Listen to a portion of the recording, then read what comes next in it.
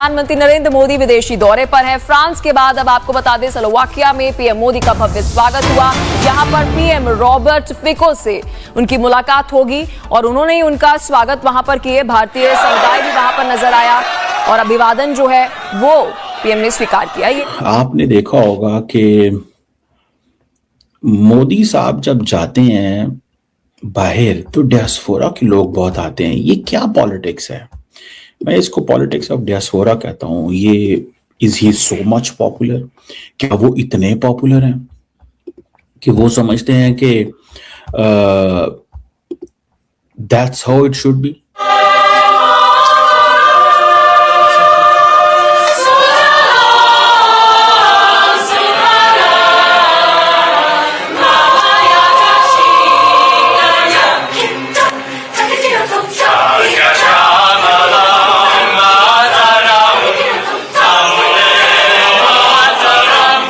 भारत के ताल्लुकात हैं डिफरेंट ममालिक के साथ, वो तो पूरी दुनिया देखती है, वो तो पूरी दुनिया के अंदर नजर आते हैं कि क्या वजूहत नजर आते हैं जिसके बिहावे हर मुल्क भारत के साथ अपने ताल्लुकात को बेहतर करना चाहता है। हर मुल्क ये चाहता है कि भारत के साथ हमारी जो है वो रिलेशनशिप बेहतर हो, ट्रेड डील्स हो। आरजू जी, G7 तो हमेशा ही इम्पोर्टेंट है बिकॉज की वर्ल्ड की मोस्ट पावरफुल कंट्रीज इसमें बैठते हैं, वर्ल्ड की मोस्ट पावरफुल इकोनॉमीज बैठती हैं इसमें, they decide the fate of the country. तो ये बहुत सिग्निफिकेंट है और भारत को लगातार मतलब अनवरत जब भी G7 हुआ है उसमें भारत को इनवाइट किया गया है, भारत को उसमें स्पेशल स्टेटस दिया गया। वो इतने पॉपुलर हैं, ये फ्रीक्वेंसी जो है उनकी विजिट्स की, वो न्यूयॉर्क में मेडिसन स्क्वायर जाएं, वो जोहानिसबर्ग जाएं, सिडनी जाएं, जिधर मर्जी जाएं, वो एक कल्चरल प्राइड, नेशनलिज्म, मोदी साहब अपना करिश्मा दिखाते हैं। ये basically this is all political चीज है। ये जय हिंद दोस्तों, पीएम मोदी जी का स्लोवाकिया का पहला दौरा और आप गेस कर ही सकते हैं कि वेलकम के प्रोटोकॉल्स क्या होंगे। खुद स्लोवाकिया के पीएम साहब जो है वो वेलकम करने एयरपोर्ट पे पहुंचे पीएम मोदी जी को। और यही है भाई कि जहां भी जाता है ये बंदा ऐसा ही होता है। ब्रातिस्लावा है स्लोवाकिया की राजधानी। और ठीक है, पीएम नरेंद्र मोदी जी अगर ऐसे नई नई जगह जाते हैं तो थोड़ा सा हम मीडिया वालों को भी उनकी जानकारी मिलती है, चाहे वो मतलब ऐसे तो नहीं ना स्लोवाकिया के बारे में पढ़ने को मिलता है। ठीक है, कभी मानचित्र देखा दुनिया का तो उसमें देख लिया। बाकी स्लोवाकिया जो है वो रूस का ही एक पार्ट रहा है, मतलब जो यूएसएसआर रहा है, सोवियत यूनियन, उसका पार्ट रहा था। अब तो खैर ये आजाद हो गया और 1993 से ही ये आजाद है और ये प्रधानमंत्री की पहली राजकीय यात्रा है।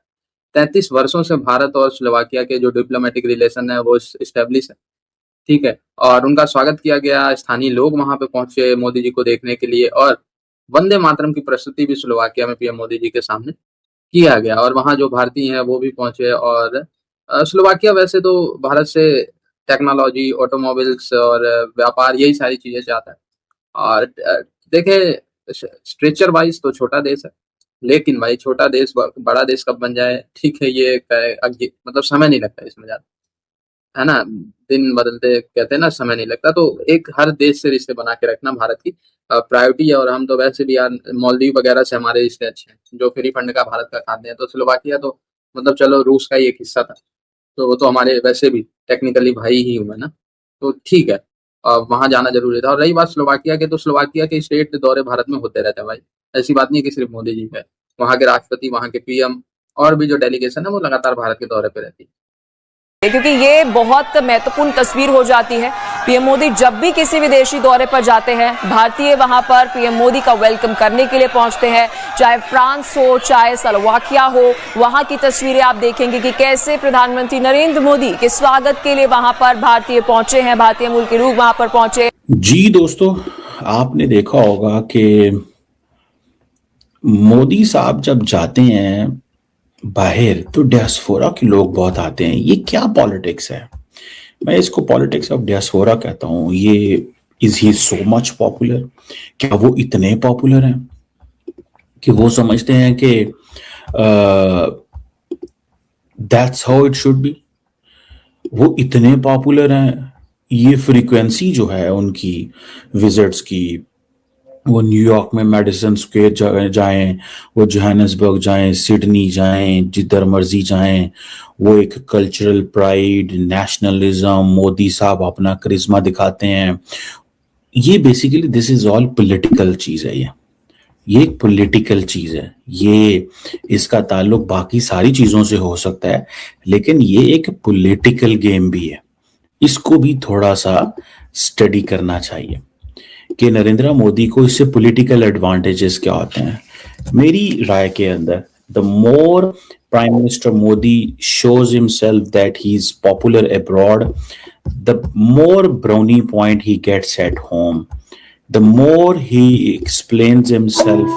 देखें, for a politician, एक पॉलिटिशियन के लिए जो सबसे इंपॉर्टेंट चीज होती है ना, वो उसकी अवाम के साथ कनेक्शन और जड़ें हैं। तो मोदी ने क्या किया है कि जिसको पॉपुलिज्म चाहिए उसको पॉपुलिज्म बेचता है, जिसको नेशनलिज्म चाहिए उसको नेशनलिज्म बेचता है, जिसको कल्चरल प्राइड चाहिए उसको कल्चरल प्राइड बेचता है, जिसको आइडेंटिटी चाहिए उसको आइडेंटिटी बेचता है। तो वो सबको कुछ ना कुछ बेच रहे हैं। ये नरेंद्र मोदी को भारत का एडवांटेज है। ये देखें आप, ये फ्रांस हो गए हैं जहां पे जाते ही जनाब उनकी ये है। अब देखें 2-3 पॉइंट्स है, मैं आपको एक्सप्लेन करता हूँ। पहली बात है, वो कहता है मैं कनेक्ट कर रहा हूँ रूट्स एंड होमलैंड। अच्छा, उनको पता है, पहली बात है ये सारे लोग जो बाहर बैठे हैं ये पैसे भेजते हैं इंडिया। भाई इंडिया का मेरा ख्याल है, if I am not wrong, last time जो पढ़ा था कुछ 85-90-100 अरब डॉलर तो इंडिया को बाहर से आता है। ठीक है जी, तो वो जो 85-90-100 अरब डॉलर इंडिया को बाहर से आता है वो कैसे मुमकिन होगा? वो ऐसे मुमकिन होगा कि ये चीज जो है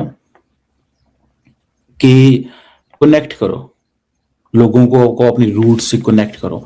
देखिए ये अब रिफॉर्म्ड इंडिया है, क्योंकि जो लोग बाहर चले गए हैं या उनके बच्चे वापस हैं, ठीक है जी, या उनकी फैमिलीज हैं या माँ बाप एंड ऑल दैट, देन वो कहते हैं जी बाहर जाके सेलिब्रेट करें इंडियन कल्चर को।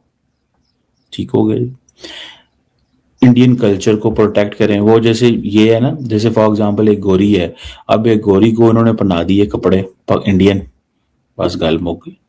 उन्होंने कहा हमने तो फतह कर लिया। को कैंसिल करने की हम राह के ऊपर हैं, तो जयशंकर जी कहते हैं go ahead, cancel FTA and you will lose the biggest market in the world, be my guest. ये 2 लाइनें बोलकर सारा कुछ बिल्कुल झाग की तरफ उठा दिया है यूरोपियन यूनियन को, और साथ में ये भी बोल दिया कि भारत कंटिन्यू करेगा ट्रेड को जहां पर हमारा मन करेगा, not where you want, where we want. हम अपनी टर्म्स पे काम करेंगे। जैसे ही ये स्टेटमेंट दिया है, यूरोपियन यूनियन फ्रीज तो हो गया। लेकिन वो कहते हैं ना कि गोरों की जो ये है ना, एक अंदर से एक बार बोला भी था जयशंकर जी ने कि इनको लगता है कि भगवान ने इनको राइट दिया है कि जहां मर्जी इनका मन करे वहां पर जाकर ये इंटरफेयर करते हैं। अब होगा क्या? ये प्रूव तो एक चीज करती है कि जयशंकर जी ने बोला ये, और मैंने इसकी इन्वेस्टिगेशन भी करी कि यूरोपियन यूनियन हमें 180 बिलियन डॉलर का सामान वो एक्सपोर्ट करता है, और हम वहां पे उनको एक्सपोर्ट करते हैं 80 बिलियन डॉलर का। यानी कि वो हमें महंगी चीजें, cars, phone, chemicals, luxury goods, ये सारा कुछ वो हमें सप्लाई करते हैं, और हमारे से लेते क्या हैं? दवाइयाँ, थोड़े से रॉ मटेरियल्स। यानी कि वो अगर FTA को कैंसिल करते हैं तो 100 बिलियन डॉलर का नुकसान यूरोपियन यूनियन को होता है। हमें क्या नुकसान होगा? दवाइयाँ उनको नहीं बेचेंगे, हम ग्लोबल साउथ को बेच देंगे। इसलिए आज जब हमने बोल दिया कि भैया कोई बात नहीं, आपको FTA साइन करना है, आप कर दीजिए, क्योंकि हमें मालूम है यूरोपियन यूनियन अफोर्ड ही नहीं कर सकता हमें लूज करने के लिए। दोस्तों, ये है पावर डायनामिक्स, जो कोई भी हमारा इंडियन मीडिया बात नहीं कर रहा। अभी भी नेगेटिविटी फैलाई हुई है, जबकि इतना पॉजिटिव काम दुनिया में हमारी गवर्नमेंट वो करती जा रही है।